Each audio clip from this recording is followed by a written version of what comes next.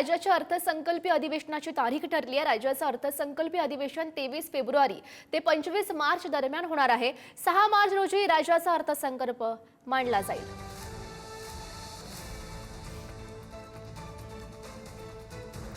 राज्याच्या अर्थसंकल्पीय अधिवेशनाची तारीख ठरलेली आहे। राज्याचं अर्थसंकल्पीय अधिवेशन 23 फेब्रुवारी ते 25 मार्च दरम्यान होणार आहे।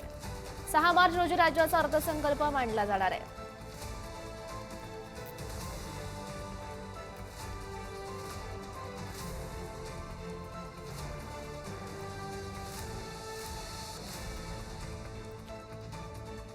माजी अर्थमंत्री अजित पवार यांच्या आकस्मिक अपघात निधनानंतर मुख्यमंत्री देवेंद्र फडणवीस हे अर्थसंकल्प मांडतील।